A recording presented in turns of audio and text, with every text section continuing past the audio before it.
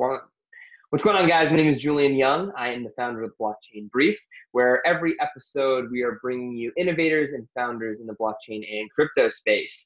Now, today I'm really excited to have Mr. Lark Davis, the founder of Crypto Lark, with me. Lark, it's a pleasure to have you here today. It's a pleasure to be here. Thank you for having me. Of course, of course. So you're probably one of my favorite channels that are out there right now. Let's talk a little bit about your background, how you got into the space, and what makes you unique from all the other ones that exist today. For sure. You know, my background is mostly in, I studied political science at university, and I went on to become a language coach after that. And so I really come at crypto from a perspective of what it can do for the world as far as the social impact and all these different aspects of it, as well as trying to teach people about cryptocurrencies and using my sort of experience in that about educating people, giving people ways to think about things, giving people the tools they need to succeed instead of me coming and saying, hey, go buy this, it's going to make you $1 million. Say, no, here's the tools, go figure out how to make it yourself. So let's talk a little bit more about those tools, right? So specifically, what are those things that you provide people to help them make better decisions in today's market?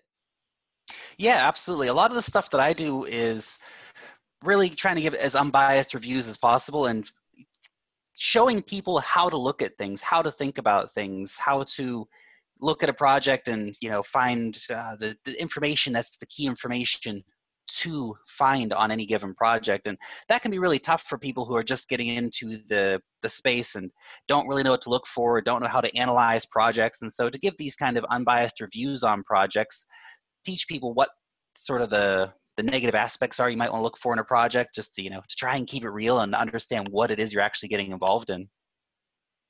All right, so I got to talk to you about your catalyst for getting into the space, right? Like, what was your first introduction to crypto assets?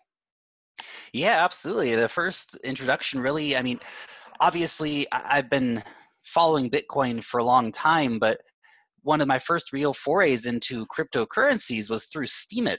And so that was really where I started kind of interacting and earning crypto.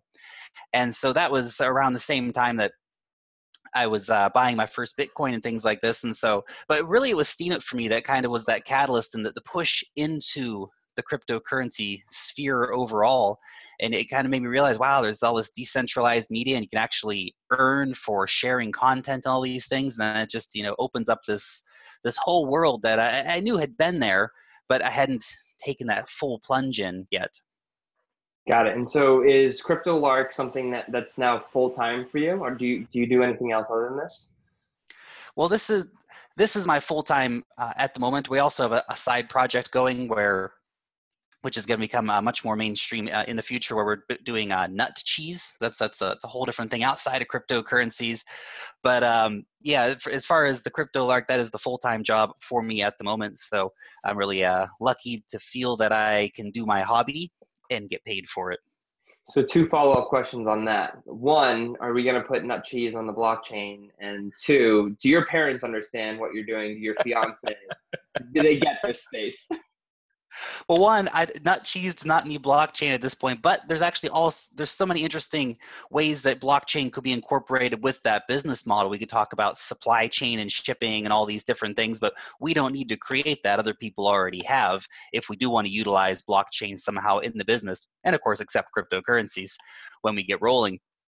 And as far as the family aspect, it just depends on which family member you're talking about. My brother, for example, he's super into crypto. He's learning about day trading and he's getting really excited about it. You know, my mom gets it as well. But if you talk about my dad, he's, you know, just a old school dude, and he's just like, wait a second, digital money, can you put it in your hand? Where is it? It's you know, it's on the blockchain, Dad. No, I know. It's funny. Those discussions are really hard, and I feel like I've spent like quite a bit of time educating my parents to get into it as well, and they've come around to a reasonable understanding at this point. All right, so let's talk about media in this space, right? I think me and you were sort of chatting a little bit about this before, how there are a lot of channels that are out there, and there are obviously only a few that I think really do a good job. So, would love your perspective on, you know, what are some of the impacts of media in blockchain, right? And let's walk through some of the good things as well as the bad. Sure. The media can have a real great potential for spreading awareness about cryptocurrencies. And there are some players out there who are actually doing a lot of positive news about cryptocurrencies. You might think about your really crypto specific guys like CoinDesk or Cointelegraph. They're actually out there saying, hey, there's all these positive things that are happening with cryptocurrencies, whereas the mainstream media tends to focus more on the negative aspects of cryptocurrencies. They're always saying, going and talking to central bank people who say, well, it's a scam, it's a fraud, it's all about money laundering and buying drugs and funding terrorism. And so that becomes what a lot of people hear, because a lot of people are in the mainstream. They turn on their TV and receive their news that way, or they go to a centralized news service and receive their news that way. So there's definitely a lot of manipulation with the media. They've been using it to quite devastating effects sometimes to push certain narratives through and to give certain people voices. Because you have to remember, the media decides what to talk about and who to talk about. They can very easily focus on stories in Africa where people are using Bitcoin for international remittances to, change their lives, to give them access to banking and all this stuff. But they choose not to talk about that story. They choose to elevate Jamie Dimon calling Bitcoin a fraud. So you really have to question what are the motives behind all these organizations, but they are centralized media organizations. They are corporate. They run on funding models. A lot of their connections, of course, are with some of those key players who may not like what cryptocurrencies are offering to the world. Yeah, no, it's definitely interesting. I mean, even the other day when I was having a conversation with a couple of good friends of mine, implanted in their head from the media is crypto is just currencies, right? Like they really don't understand the underlying technology. They don't have a lot of, they don't understand like the blockchain. It's just, it's a currency, it's a currency, it's a currency. Whereas we know that that's the case for just like a small number of all these different crypto assets that are coming into existence today. So yeah, no, I agree. It's sometimes very difficult to swallow the pill that all these media outlets are pushing out there. Now, specifically for you as a crypto YouTube vlogger, right? Like you have quite a number of subscribers. You have quite the audience. So what you say and companies that you talk about, people really do take to heart. And so there are those that accuse people of shilling, right? So I'm just curious on your take as to how do you remain unbiased, right? Or what are your thoughts around that when people bring up, hey, you're shilling X, Y, and Z token? Absolutely. And hey, it's the internet. There's always going to be people out there who will have nothing good to say about you. And that's a real truth in the matter. But how I approach it is really, again, that unbiased education approach. I'm not here to tell you to go out and what to buy. That's not my role, and I would be totally dishonest if I said, hey, go buy this now. But I find good projects, and people say, hey, Lark, you're only ever talking about positive things. Well, yeah, because why would I spend time on all the junk projects? And there's a lot of junk projects, but I do try to find the best projects really that are going out there and try to sit down and look at those and review those and give the positives and the negatives on that. And it's funny because a lot of people, they assume that there's always an ulterior motive. And to be honest, I was looking the other day and I've actually reviewed around, I think, 160 different projects, but I only own about, 20 different crypto assets. So it's not this kind of, okay, I'm going to get it and make this video and then pump it and then everyone's going to go out and buy it and I'm going to make 10%. And there are some people who do that, and that has jaded a lot of people in the cryptocurrency YouTube space in particular. I think a lot of subscribers out there feel they've kind of lost a certain amount of trust with a lot of the people on YouTube because they have been manipulated by them. So it's a real fine balance to try to find, but I just try to remain as unbiased as possible and just give people the facts and give people the tools that they need to make the decisions themselves.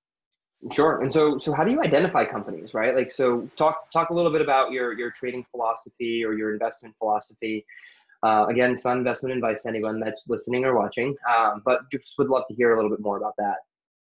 For sure. There's a lot of things you look at, but obviously you have to look at the team is so important. If they have a good team that can actually pull off the vision, partnerships are always really important for me, and those can develop over time.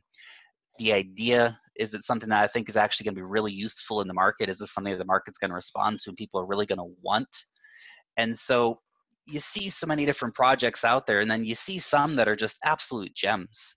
You could look at like Icon or Aeon, for example, and like, wow, they've got awesome connections. They have an awesome idea. They have an awesome team working behind it. And compare that to some of the other projects where they just miss all these fundamentals, or they have these kind of dramas inherent in them. And there's so many projects out there. People just, they kind of ignore some of the red flags sometimes and try to believe in things that, why have this belief in some team that you've never met, people you've never met, ideas that are unproven, when there are, if you want to believe in unproven ideas or teams you haven't met, at least believe in the good ones that don't have all these dramas and red flags and situations going on. So the investor market can be a little bit crazy sometimes when it comes to that too.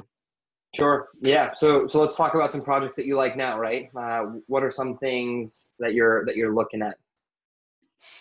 There's quite a few good ones that I'm really excited about, and that's, the list may be too big to name, but I could say, for example, my favorite privacy coin at the moment is PivX. I think they've got excellent technology. I think they've got an excellent community behind them as well, and they're really passionate and good branding, and it's definitely one that I keep an eye on and try to always, continually add into. But the platforms probably are where most of my investment lies, and it's a few different platforms as well, not just one, of course.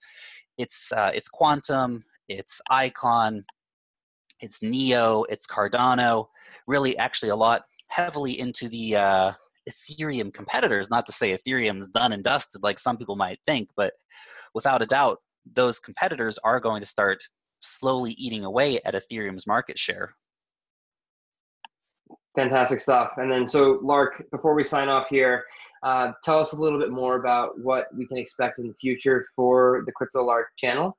And we'll call it a day, and I'm sure we'll catch it very soon after that. Yeah, for sure. Actually, at the moment, I'm working on a giant education series. So we're going to be launching a website soon, and basically a giant free education series to help introduce people to cryptocurrencies, just the whole process, how to do things, what everything is. And that's going to be the next big thing that we're rolling out. Obviously, continuing with lots of great news and interviews and reviews of existing projects, reviews of ICOs, and all that stuff will continue to be rolling out, but that is the big project moving forward, a big free education project. Because I know a lot of people out there, they've got their Udemy courses and stuff, and they make a lot of money off that, but I just think this information needs to be freely available and open out there for people to get involved, so we can have more people coming into the cryptocurrency community and, of course, partaking in this great technology that's going to evolve our whole society. It's like the Khan Academy of blockchain. Well, we're really excited to keep an eye on that, and the continued progress. So thank you again, Lark, for joining us today. I really do appreciate it. Thank you for having me. It's been a pleasure. All right. Take care, man.